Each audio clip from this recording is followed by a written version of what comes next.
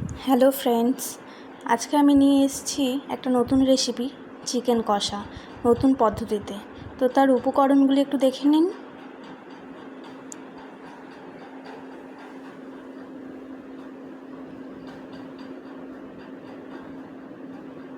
এখানে আমি মাংসটা ম্যারিনেট করে নিয়েছি তেল, গোলমরিচ, নুন, হলুদ আর লেবুর রস দিয়ে। তেল গরম হতেই এবার আমি পেঁয়াজ কুচিগুলো দিয়ে দিয়েছি। তার আগে তেজপাতা এবং গরম মশলা দিয়েছিলাম। কিছুটা লাল লাল হয়ে যেতে পেঁয়াজগুলো, তারপরে কেটে রাখা কাঁচা লঙ্কাগুলো দিয়ে দিয়েছি। এরপরে ভালোভাবে নেড়ে নিচ্ছি।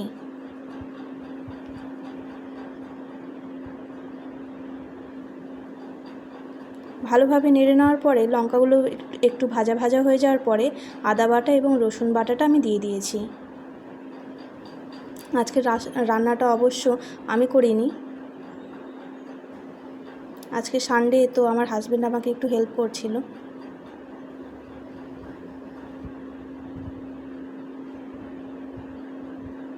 মোটামুটি দুজন মিলেই আজকের রান্নাটা কমপ্লিট করেছি। এটা ওর ফেভারিট চিকেন কষা। এর পদ্ধতিটা একটু অন্যরকম। একটু বেশ ভালোভাবেই ভাজা হয়ে গেছে পেঁয়াজগুলো, তারপর টমেটো কুচিগুলো দিয়ে দিয়েছি। আবার ভালোভাবে নেড়ে নেব। এখানে কড়াইতে কিন্তু আমি নুন বা হলুদ দিইনি। নুন হলুদ আমি চিকেনের সাথেই ম্যারিনেট করে রেখেছি, প্রয়োজন মতনই সেখানেই অ্যাড করেছিলাম। এরপরে বেশ কালো কালো হয়ে আসবে মশলাটা, তখন লঙ্কা গুঁড়ি দিয়ে দেব। লঙ্কা গুঁড়ি এখানে আমি 2 চামচ ইউজ করেছি। একটু ভাজা ভাজা হয়ে এসছে, তারপরে ম্যারিনেট করে রাখা চিকেনটা দিয়ে দেব। সুন্দরভাবে ওলট পালট করে নেড়ে নেব।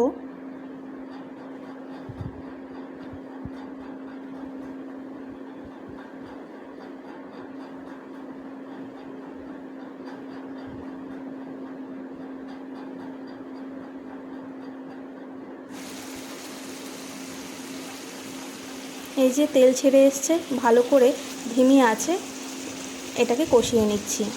ভেজে রাখা আলুগুলো দিয়ে দিলাম।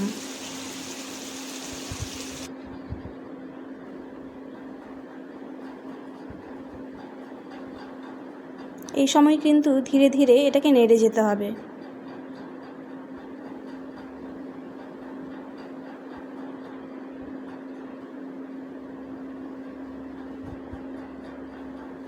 এরপর ম্যারিনেট করে রাখা সেই বাটিতেই মশলাযুক্ত জলটা দিয়ে দিলাম।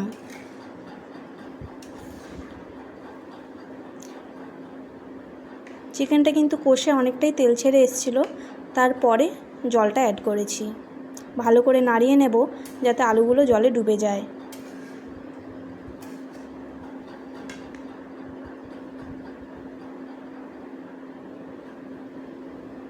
কালারটা দেখুন খুব সুন্দর হয়েছে।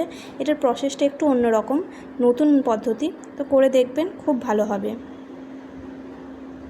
ঢাকা দিয়ে এটাকে ভালো করে ফুটিয়ে নেব। তখন কিন্তু গ্যাসের ফ্লেমটা লো করব। কিছুক্ষণ পরে ফুটতে শুরু করেছে, দেখুন কত সুন্দর রেডি হয়ে গেছে আমাদের চিকেন কষা।